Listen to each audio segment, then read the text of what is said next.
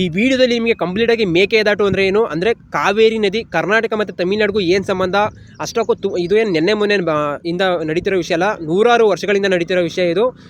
ಕಂಪ್ಲೀಟಾಗಿ ನಿಮ್ಗೇನು ಇದ್ರ ಬಗ್ಗೆ ನಾಲೆಜ್ ಇಲ್ಲ ಅಂದ್ರೂ ಪರವಾಗಿಲ್ಲ, ಫುಲ್ಲು ಡೀಟೇಲಾಗಿ ಎಕ್ಸ್ಪ್ಲೇನ್ ಮಾಡ್ತೀನಿ. ಮೇಕೆದಾಟು ಬಗ್ಗೆ, ಮೇಕೆದಾಟು ಪ್ರೋಗ್ರಾಮು ಅಂದರೆ ಯಾವ್ಯಾವ ಥರ ಅವಲಂಬಿಸಿದೆ, ಯಾರ್ಯಾರು ಡಿಪೆಂಡ್ ಆಗಿದ್ದಾರೆ, ಯಾರಿಗೂ ಈ ಸಮಸ್ಯೆ ಬಗ್ಗೆ ಇರುತ್ತಾ ಇಲ್ವೋ ಎಲ್ಲ ಕಂಪ್ಲೀಟಾಗಿ ಈ ವಿಡಿಯೋದಲ್ಲಿ ಹೇಳೋಕ್ಕೆ ಇಷ್ಟಪಡ್ತೀನಿ. ನಮ್ಮ ಚಾನಲ್ ಯಾರು ಸಬ್ಸ್ಕ್ರೈಬ್ ಮಾಡ್ಕೊಂಡಿಲ್ಲ ಅಂದರೆ ದಯವಿಟ್ಟು ಸಬ್ಸ್ಕ್ರೈಬ್ ಮಾಡ್ಕೊಬಿಡಿ ಇವಾಗಲೇ, ಮತ್ತು ಯಾಕಂದರೆ ನೆಕ್ಸ್ಟ್ ವೀಡಿಯೋಗಳಿಗೆ ನಿಮಗೆ ಮಿಸ್ ಆಗಲ್ಲ. ಫಸ್ಟ್ ಆಫ್ ಆಲ್, ಮೇಕೆದಾಟು ಒಂದು ಜೀವ ನದಿಯಾಗಿದೆ ನಮ್ಮ ದಕ್ಷಿಣ ಭಾರತದಲ್ಲಿ, ಅದೊಂದು ಕೇಂದ್ರ ಬಿಂದು ಆಗಿದೆ ಮೇಕೆದಾಟು. ಕಾವೇರಿ ನದಿ ಕರ್ನಾಟಕದ ಕೊಡಗು ಜಿಲ್ಲೆಯಲ್ಲಿ ತಲಕಾವೇರಿಯಲ್ಲಿ ಹುಟ್ಟುತ್ತದೆ. ನಂತರ ಕರ್ನಾಟಕದ ಮೂಲಕ ಹರಿದು ತಮಿಳುನಾಡಿಗೆ ಪ್ರವೇಶಿಸಿ ಕೊನೆಗೆ ಬಂಗಾಳದ ಕೊಲ್ಲಿಯನ್ನು ಸೇರುತ್ತದೆ. ಇಲ್ಲಿ ಕೊಡಗಿನಲ್ಲಿ ಹುಟ್ಟಿ ಕರ್ನಾಟಕದ ತುಂಬ ಕಡೆ ಹೋಗಿ ತಮಿಳುನಾಡಿಗೆ ಹೋಗಿ ಕೊನೆಗೆ ಬಂಗಾಳದ ಕೊಲ್ಲಿಯಲ್ಲಿ ಸೇರುತ್ತದೆ ನಮ್ಮ ಕಾವೇರಿ ನದಿ. ಅಷ್ಟಕ್ಕೂ ಕರ್ನಾಟಕಕ್ಕೂ ತಮಿಳುನಾಡಿಗೂ ಏನು ಸಮಸ್ಯೆ ಬರ್ತಿದೆ ಅಂತಲೂ ಕಂಪ್ಲೀಟಾಗಿ ಹೇಳ್ಬಿಡ್ತೀನಿ. ಇದು ಸಮಸ್ಯೆ ಮತ್ತು ಕರ್ನಾಟಕ, ತಮಿಳುನಾಡು, ಪುದುಚೇರಿ ಸೇರಿದಂತೆ ಲಕ್ಷಾಂತರ ಜನರ ಜೀವನ ಅವಲಂಬಿತವಾಗಿದೆ ಯಾವುದು ಕಾವೇರಿ ನದಿ ಮೇಲೆ. ಫಸ್ಟ್ ಆಫ್ ಆಲ್, ಕಾವೇರಿ ನದಿ ಇದು ಪ್ರೋಗ್ರಾಮ್ ಯಾವಾಗಲಿಂದ ಸ್ಟಾರ್ಟ್ ಆಯಿತು ಅಂತ ಅಂದರೆ 132 ವರ್ಷಗಳ ಹಿಂದೆ ಅದು ಬ್ರಿಟಿಷರ ಕಾಲದಲ್ಲಿ ಮೈಸೂರು ಸಂಸ್ಥಾನ ಕಾವೇರಿ ನೀರಿನ ಮೊದಲ ಒಪ್ಪಂದ ಯಾರ ಜೊತೆ ಮಾಡುತ್ತೆ ಅಂದರೆ ಮದ್ರಾಸ್ ಪ್ರೆಸಿಡೆನ್ಸಿ, ಅದು ಬ್ರಿಟಿಷರ್ ರೂಲಿಂಗ್ ಟೈಮಲ್ಲಿ ಮಾಡುತ್ತೆ. ಫಸ್ಟು ಡಿಸ್ಪ್ಯೂಟ್ ಆವಾಗಲಿಂದ ಸ್ಟಾರ್ಟ್ ಆಗುತ್ತೆ 1897ರಲ್ಲಿ. ಆಮೇಲೆ ಏನಾಗುತ್ತೆ ಅಂತ ಅಂದರೆ ಕೊನೆಗೆ 1924ರಲ್ಲಿ 50 ವರ್ಷಗಳ ಮತ್ತೊಂದು ಒಪ್ಪಂದ ನಡೆಸ್ತದೆ. ಯಾರು ಅವಾಗ ನಮಗಿನ್ನೂ ಸ್ವತಂತ್ರ ಸಿಕ್ಕಿರಲ್ಲ. 1924ರಲ್ಲಿ ಏನಂತ ಒಪ್ಪಂದ ಸೇರುತ್ತೆ ಅಂದರೆ, ನಾವು ಕಾವೇರಿ ನದಿ ಹರಿಯುತ್ತಲ್ಲ, ಹರಿಯುವಾಗ KRS ಡ್ಯಾಮ್ ಕಟ್ಟಲೇಬೇಕು. ಅಂದರೆ ಒಂದು ಡ್ಯಾಮ್ ಕಟ್ಟಿದ್ರೆ ನಮಗೆ ನಮ್ಮ ಕನ್ನಡಿಗರಿಗೆ, ಕರ್ನಾಟಕ ಜನಕ್ಕೆ ನೀರು ಯೂಸ್ಫುಲ್ ಆಗುತ್ತೆ, ಅವ್ರು ಬಳಸ್ಕೊಬೋದು.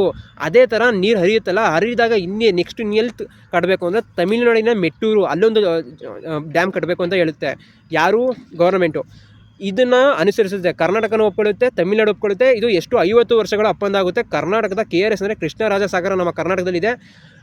ಅಲ್ಲೇ ಒಂದು ಡ್ಯಾಮ್ ಕಟ್ತಾರೆ. ಇದು ಎಲ್ಲ ಸಕ್ಸಸ್ಫುಲ್ಲಾಗಿ ನಡೆಯುತ್ತೆ, ನಮ್ಮ ಎಲ್ರಿಗೂ ನೀರು ಸಿಗುತ್ತೆ. ಬಟ್ ಹೋಯ್ತಾ ಏನಾಗುತ್ತೆ, 50 ವರ್ಷಗಳ 50 ವರ್ಷಗಳಲ್ಲಿ ಯಾವ ಗಲಾಟೆ ಕೂಡ ಆಗಲ್ಲ, ಗಲಾಟೆನೂ ಆಗಲ್ಲ, ಏನು ಪ್ರಾಬ್ಲಮ್ ಆಗಲ್ಲ. ನೆಕ್ಸ್ಟ್ 1974ರಲ್ಲಿ ಏನಾಗುತ್ತೆ, ಆ ಒಪ್ಪಂದದ ಅವಧಿ ಮುಗಿದ ನಂತರ ಕರ್ನಾಟಕ ಹೆಚ್ಚು ನೀರಿನ ಹಕ್ಕು ಕೇಳಿತು. ಯಾರಿಗೆ?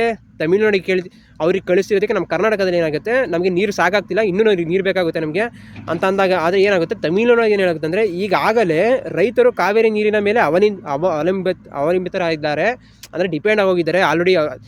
ಕಾವೇರಿ ನೀರನ್ನ ನಾವೆಲ್ಲ ಬೆಳೆಸ್ಕೊಳ್ತಿದ್ವಿ, ನಾವು ಕೊಡೋಕ್ಕಾಗಲ್ಲ ಅಂತ ಈಗ ತಮಿಳುನಾಡು ಕೂಡ ಹೇಳುತ್ತೆ. ಬಟ್ ಕರ್ನಾಟಕ ನಮ್ಗೆ ನೀರು ಬೇಕೇ ಬೇಕು ಅಂತ ಯಾವಾಗ 1974ರಲ್ಲಿ ಹೇಳುತ್ತೆ. ಬಟ್ ಯಾವುದು ಒಪ್ಕೊಳ್ಳೋಲ್ಲ. ಈ ಕಾರಣದಿಂದ ಏನಾಗುತ್ತೆ, ಎರಡು ರಾಜ್ಯಗಳ ನಡುವೆ ವಿವಾದ ಹರಿಯುತ್ತೆ, ತುಂಬ ಜಾಸ್ತಿ ಜೋರಾಗ್ಬಿಡುತ್ತೆ. ಇದು ಕಾವೇರಿ ನೀರು ಅದು ಎಲ್ಲಿ ಮೇಕೆದಾಟು, ಕಾವೇರಿ ನೀರು ಅದು ನೀರಿಗೋಸ್ಕರ ಸಮಸ್ಯೆ. ಬಟ್ ಆ ಪ್ಲೇಸ್ ಯಾವುದು ಅಂದರೆ ಮೇಕೆದಾಟು, ಅದನ್ನು ಅರ್ಥ ಮಾಡ್ಕೊಬಿಡಿ ಕರೆಕ್ಟಾಗಿ. ನೆಕ್ಸ್ಟ್ ಏನಾಗುತ್ತೆ, 1990ರಲ್ಲಿ ಕಾವೇರಿ ಜಲ ವಿವಾದ ನ್ಯಾಯಮಂಡಳಿ ರಚಿಸಲಾಗುತ್ತೆ. ಏನಂತ ಅಂದರೆ central government inter state river disputes act 1956 ಅಡಿಯಲ್ಲಿ ಕಾವೇರಿ ಜಲ ವಿವಾದ ನ್ಯಾಯಮಂಡಳಿ CWT ರಚಿಸಿತು. ಅರ್ಥ ಮಾಡ್ಕೊಬಿಡಿ. ನೆಕ್ಸ್ಟು 2007ರಲ್ಲಿ ಏನಾಗುತ್ತೆ ಅಂತ ಅಂದರೆ ನ್ಯಾಯಮಂಡಳಿ ತೀರ್ಪು ನೀಡಿತು. ಏನಂತ ಅಂದರೆ ಕಾವೇರಿ ನೀರನ್ನು ಕರ್ನಾಟಕ, ತಮಿಳುನಾಡು, ಕೇರಳ ಆ್ಯಂಡ್ ಪುದುಚೇರಿ ಹಂಚುವ ತೀರ್ಪು ನೀಡಿತು. ಆದರೆ ಕರ್ನಾಟಕ ಮತ್ತು ತಮಿಳುನಾಡು ಪುನಃ ಒಪ್ಪಲಿಲ್ಲ. 2007ರಲ್ಲಿ ಪುನಃ ಅವರು ಒಪ್ಕೊಳ್ಳಲ್ಲ, ನಮ್ಗೆ ಬೇಡ, ನಾವು ಡ್ಯಾಮ್ ಕಟ್ಟಬೇಕಂತ ಪುನಃ ಕರ್ನಾಟಕ ಕೇಳ್ಕೊಳ್ಳುತ್ತೆ.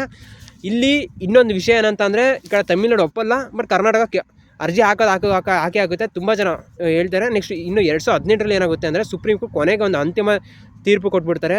ಏನಂತ ಅಂದರೆ ಕಾವೇರಿ ನದಿಯ ಒಟ್ಟು TMC 740 ಇರುತ್ತೆ. ಆದರೆ ತಮಿಳುನಾಡು ಹೇಳುತ್ತೆ, ತಮಿಳುನಾಡಿಗೆ ಎಷ್ಟು ಕೊಡುತ್ತೆ ಅಂದರೆ 404.28 TMC ಸುಪ್ರೀಂ ಕೋರ್ಟ್ ಕೊಟ್ಬಿಡುತ್ತೆ. ಕರ್ನಾಟಕಕ್ಕೆ 284.75 TMC ಕೊಡುತ್ತೆ. ಕೇರಳಗೆ 30 TMC ನೀರುಗಳನ್ನ ಕೊಟ್ಬಿಟ್ಟು ಪುದುಚೇರಿಗೆ 7 TMC ನೀರು ಕೊಟ್ಬಿಟ್ಟು 2018ರಲ್ಲಿ ಈ ಕೇಸ್ನ ಕ್ಲೋಸ್ ಮಾಡಾಕ್ಬಿಡ್ತೀವಿ ಅಂತ ಹೇಳ್ತಾರೆ. ಬಟ್ ಇಲ್ಲಿಗೆ ಸಮಸ್ಯೆ ಬಗೆಹರಿಲ್ಲ. ಕರ್ನಾಟಕ ಏನುತ್ತೆ ಅಂತ ಅಂದರೆ, ನಮಗೆ ನೀರು ಆಗಾಗ್ತಿಲ್ಲ, ನಾವು ಕೊಡೋಕ್ಕಾಗಲ್ಲ, ನಮ್ಗೆ ಅದು ಆ ಕಾರಣದಿಂದಲೇ ನಾವು ಡ್ಯಾಮ್ ಕಟ್ಟಲೇಬೇಕು. ಈ ಕಡೆ ಕರ್ನಾಟಕದಲ್ಲಿ ಡ್ಯಾಮ್ ಕಟ್ಬಿಟ್ರೆ ಕರ್ನಾಟಕ ಅವ್ರ ಕೈಗೆ ಲಾಕ್ ಸಿಗ್ದಂಗೆ ಆಗುತ್ತೆ, ಒಂಥರ ಡೋರ್ ಕ್ಲೋಸ್ ಮಾಡ್ದಂಗೆ ಆಗುತ್ತೆ. ಯಾವಾಗ ಬೇಕಾದ್ರೂ ಅವ್ರು ನೀರು ಬಿಡ್ಬೋದು, ನೀರು ತುಂಬಿದ್ರೆ ಕರ್ನಾಟಕದವ್ರು ಬಿಡ್ಬೋದು ತಮಿಳ್ನಾಡಿಗೆ. ಇಲ್ಲಾಂದ್ರೆ ಅವರು ನಮಗೆ ಕರ್ನಾಟಕದಲ್ಲಿ ಮಳೆ ಆಗಲಿಲ್ಲ ಅಂದರೆ ನೀರು ಸ್ಟೋರ್ ಮಾಡ್ಕೊಂಡಿರೋ ನೀರನ್ನ ಯುಟಿಲೈಸ್ ಮಾಡ್ಕೊಬೋದು. ಇದು ಪ್ರಾಫಿಟಬಲ್ ಆಗೋಗ್ಬಿಡುತ್ತೆ. ಆದರೆ ನಮಗೆ ಡ್ಯಾಮ್ ಕಟ್ಟೋದ್ರಿಂದ ಅವ್ರಿಗೇನು ಪ್ರಾಬ್ಲಮ್ ಆಗುತ್ತೆ ಅಂದರೆ ನಾವು ನೀರು ಬಿಟ್ಟರೆ ತಾನೇ ಅವ್ರಿಗೆ ಹೋಗೋದು, ನೀರು ಬಿಡಲಿಲ್ಲ ಅಂದರೆ ಅವ್ರಿಗೆಲ್ಲ ಹೋಗುತ್ತೆ. ಇದೊಂದು ಪ್ರಾಬ್ಲಮ್.